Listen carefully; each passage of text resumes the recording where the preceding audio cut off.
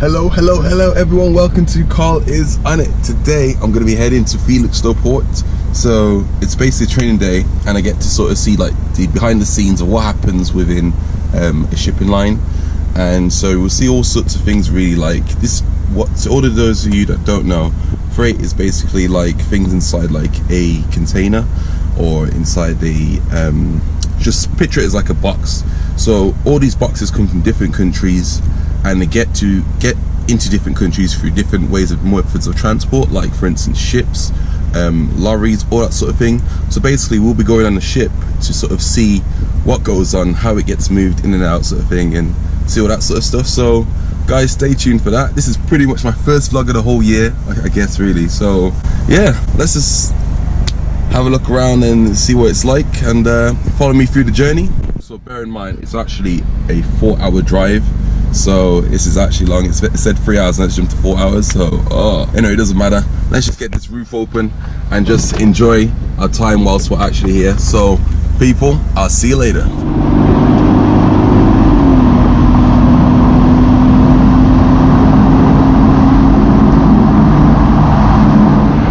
So basically that container there and that lorry is freight, basically.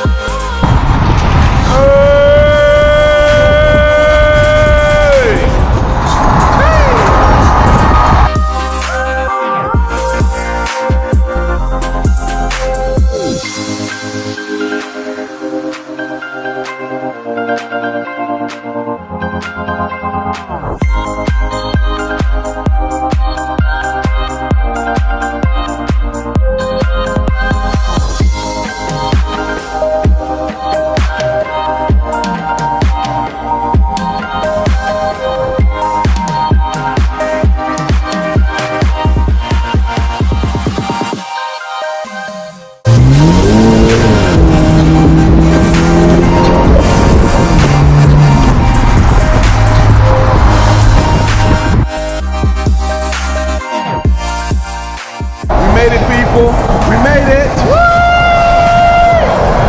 We made it! Jeez! So let's see what's around here then. There we are, we've arrived. I think I need to put my roof up. In a quarter of a mile, at the roundabout, continue straight to stay on Dock Road. Put the roof up.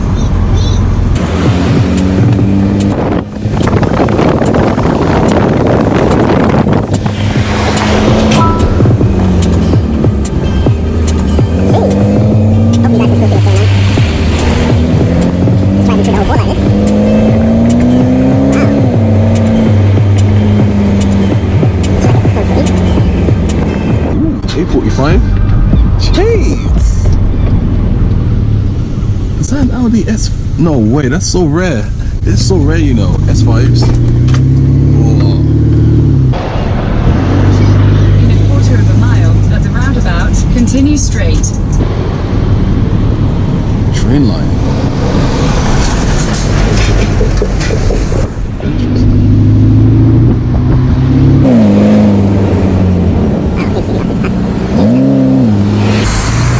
I'm just gonna keep following my sat nav, just keep going straight. Wow.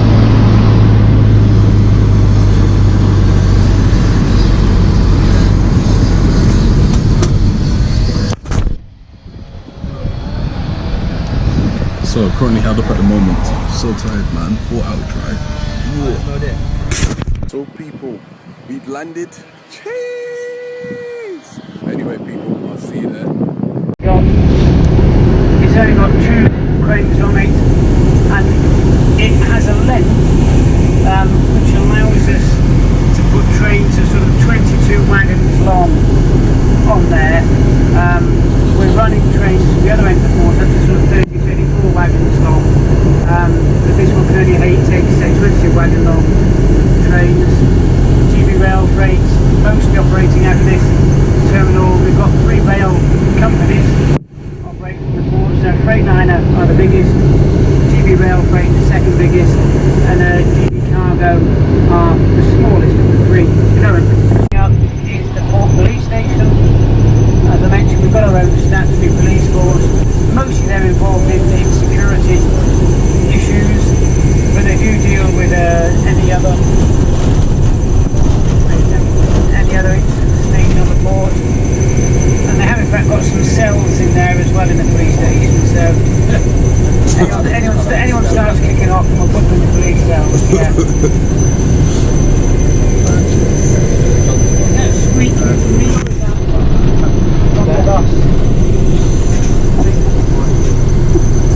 On the right hand side, there's a few tanks here. We used to have what we call a tank storage facility. We used to handle some liquid bulk cargoes, some chemicals, quite a lot of liquid molasses, halagas and such things. This area to the right was where those liquid bulk storage facilities were. They've all now been removed. We no longer handle tankers in any sense, and this area is earmarked for a logistics park development. So we've got outline planning permissions to build up to 1.4 million square feet of new warehousing on that area of land.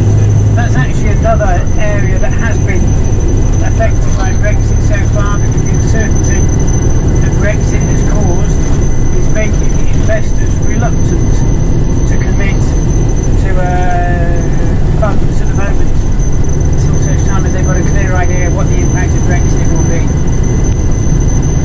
Of course, being a 24/7 operation, 7 days a week, the equipment we have is heavily utilised. So we have sort of 250 odd engineers, mechanical engineers on the port. We just went past there, one of our engineering workshops. There are a couple more we'll go past where we maintain all the equipment we have out of. On the right hand side here is the second of our 3 rail terminals. This is what we call the central rail terminal. This one was actually built in 1986, so it's not new either. It's got 6 working tracks within it and handles trains up to about 24 wagons long.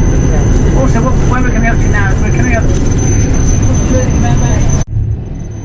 What they do now, and we may just see the big use here, but you see these sort of yellow consoles alongside us here.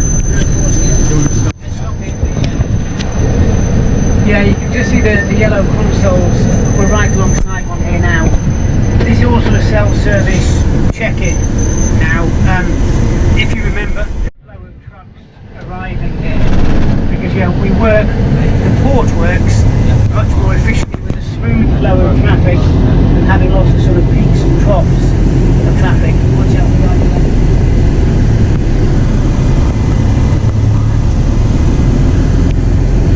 Once he's checked in and say that the driver will be given a location on the yard to go to for the container he's come to collect. As you can see when you look around, as I mentioned earlier, we've got 140,000 container slots on here. So if it wasn't for the computer systems, it really would be a needle in a haystack trying to find the right container, because obviously everybody has come for a specific container, not just any container.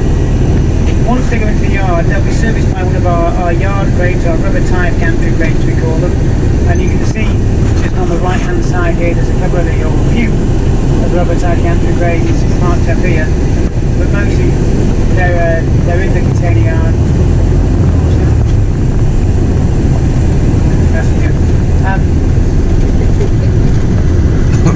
Yes, it's these rubber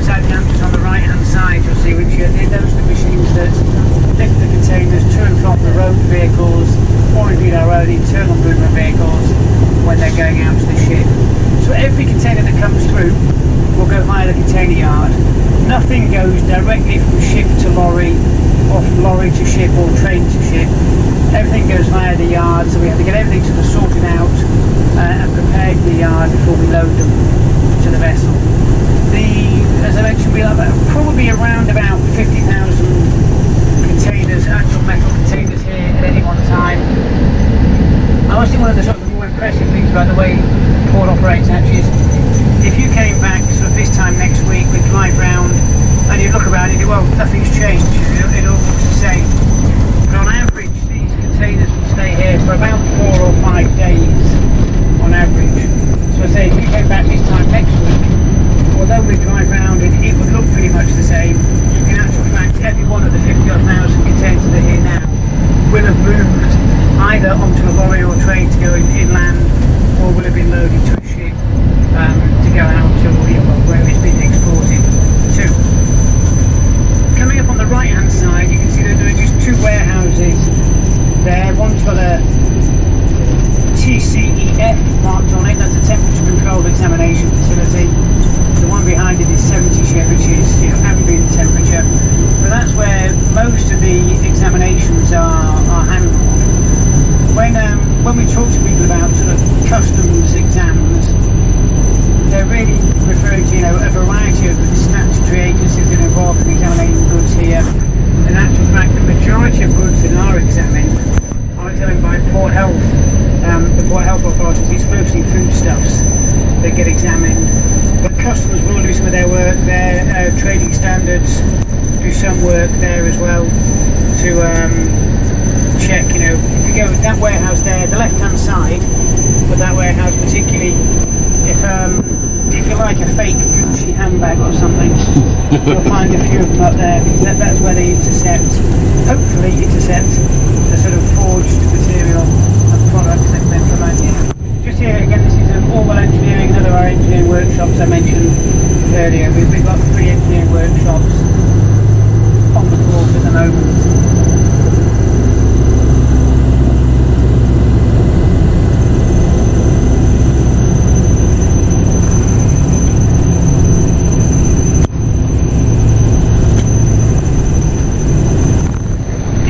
Metal bars that we're on the left hand side running along here is all relatively new equipment. That's some of the equipment we put in when we electrified the cranes. So we've had to lay in new infrastructure for the cranes to pick up the power from, so they can operate in electric mode. And again, because we're a 24/7 operation, and as you can imagine, it's heavy duty stuff. It's big machines, big cranes, big lorries. Yeah, there's a constant maintenance program underway. So we'll go past some container blocks, some areas of the storage yard, like the one just ahead to the left here, which are empty.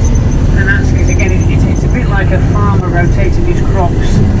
We have to sort of rotate the containers around every now and again to allow us to access empty areas to carry out maintenance. Ahead of us, and we're just coming up to here, is our 3rd rail terminal. This is the Northern Rail Terminal here, which is the newest and the largest container terminal, or rail terminal I should say rather, on the port. This terminal opened in 2013 originally. We added to it in 2015. It was about a £50 million investment by Hutchison, and it effectively doubled the rail capacity, the rail terminal capacity we have on the port itself. So it's got 7 working tracks. The rail industry likes to confuse as much as anybody, and actually the tracks in a rail terminal, for reasons best known to somebody else, are called roads. So we sort of mention to people there are 7 working roads in the rail terminal, and you get mostly blank looks back. But there are 7 working tracks in here. There are 5 rail-mounted gantry cranes on this terminal now, and we're putting about 50% of all the rail volumes through Felixstowe moving through this terminal now as well. Yeah, so on the right hand side here we can see the rail terminal. When we originally designed the terminal, there's two tracks coming into the terminal, and they sort of fan out, if you like, at the other end into these 7 working tracks. The original design had the tracks all kind of fanning back together at this end, because what happens with the train operators, it takes about 6 hours, 4 to 6 hours, for us to strip a set of wagons of containers and to reload them with imports going inland. The train operator doesn't want his locomotive sat here for 6 hours, because it's an expensive and important asset for him. So what we do is, the schedule they try and work out is a locomotive will pull a load of wagons in here, pull a train in, disconnect from those wagons. The locomotive then has to pull on, so you can see this blue mechanism alongside us is what we call our traverser. It's a real bit of low-tech equipment. It's proper Thomas the Tank Engine stuff. And the loco will pull onto the blue traverser. The traverser then kind of does what it claims, yes, it traverses. Trinity Terminal is 2.3 kilometres long. What you can see we're doing here, this is quite interesting, I promise. The cranes we've got on Trinity Terminal here, at the northern end here, are 22 container wide outreach. But with the bigger ships we're getting now, they need to go higher as well. So you can just see on this first crane, there's a red jack-up rig underneath it, and you can see what they've done is they've chopped the legs off it. So you can just see on the legs of the crane, the red jack-up rig is taking the weight of the crane, and you can see there's a gap in the legs there. What they will be doing with this crane is what they've done with the other cranes here, is that jack-up rig will raise the crane by about 12 feet. And then they'll fit in new sections of leg and weld it all back together. So we're raising the height of the cranes by the equivalent of 2 containers actually in height, so we can put the cranes over bigger ships. And it doesn't look like much, but just cutting the legs off the crane, raising it up and welding new bits of legs in, cost about £700,000 per crane to do that.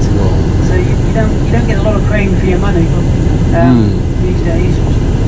And when we completed this one, I think this is the last one. The things you can see on the key just besides the gun part are the hatch lids from the ship. About half of the capacity of these ships is above deck and about half below deck.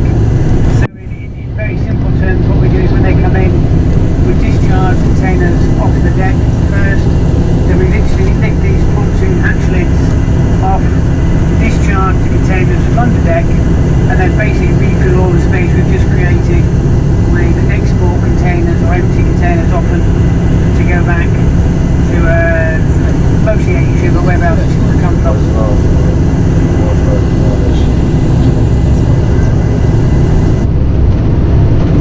You're clearly a very important set of visitors, because one of the sort of the rules of thumb of this sort of SOTS law we have is that when we have important visitors, when VIPs come, there's never many ships in port. But when we have people who come who are not so important, the place is rammed full, and it's quite empty today, so that means you're quite important, clearly. Wow. Although there aren't a huge number of ships in, you are lucky because there are some big ones in there and you get a good view. There are no ships in the way of the view. You can see down verse 8 and 9, the Costco shipping and the MSC ship down there are 2 of the sort of 20,000 TU class of ships. So they're 2 of the biggest container ships in the world. On the right hand side, just over the other side of the river, you can see Harwich International Port. We sort of pointed out to you on the model. There's only one crane at Harwich International Port, it's mostly a railroad port. Markets, and therefore smaller ships. And the advantage of a big crane is obviously you can work any size ship with a big crane. But if you've got a small ship, it's actually more efficient to work it with a smaller crane. So we tend to say match the ship size to the appropriate crane. It's also down this end of the quay now where we put the feeder vessels when they come in, the small feeder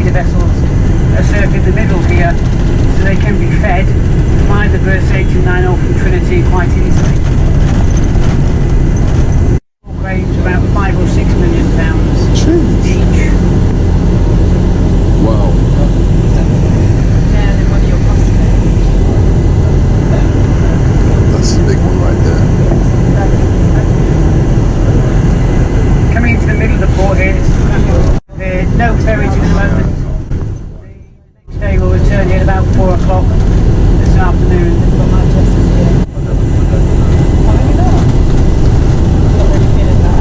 2011 now, actually, so about 8 years ago. The original key line kind of ran straight ahead of where we are now. So all the land to the right that we're about to drive onto was reclaimed about 10 years ago now. So we had to reclaim 29 hectares of the riverbed to create really enough storage space for all the containers and to give us the right key line and length of key that we wanted for the facility. And this whole terminal cost around about £500 million. So everything imported is big numbers. It's all big investment to help the big ships in and out of port when they come in. So they help the big container ships manoeuvre alongside. These ships we've got here, particularly the Costco one at the end, it's about 200,000 tons of equipment. So obviously as they come alongside the quay, they have to come alongside very gently, because if they crash into the quay, they damage both our quay and the ship. And when you've got 200,000 tons of ship, even moving quite slowly, it's a lot of momentum.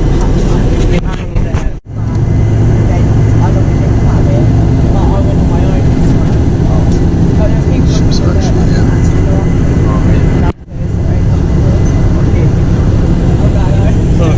yeah.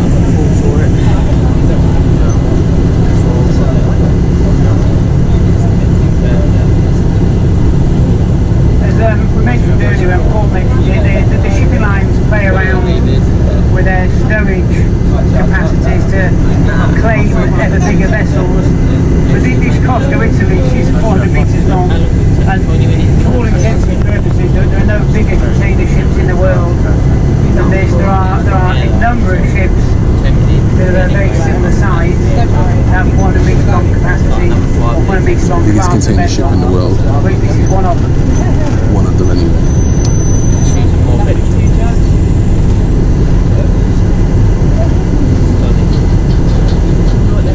I mentioned earlier also about how the fact we're constantly developing and investing, and the area ahead of us here is becoming part of the container yard we've developed. So we've just increased the size of the container storage facility here at berths 8 and 9. These blocks to our left hand side are about to be commissioned. They've got more of these yellow-legged RTGs. We bought 8 new stowage cranes for them, all remote control operation, and they'll be brought into use over the next few weeks.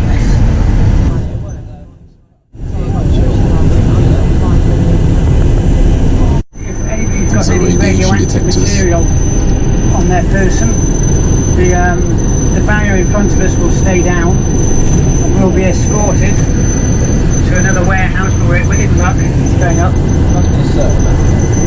But this was one of the things that the security forces were concerned about in the war on terror, is that somebody would try and pack a conventional bomb with radioactive material and set it off, in the middle of London or somewhere.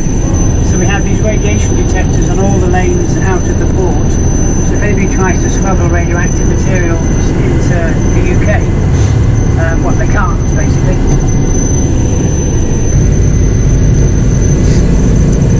Right, people, so that's pretty much it now.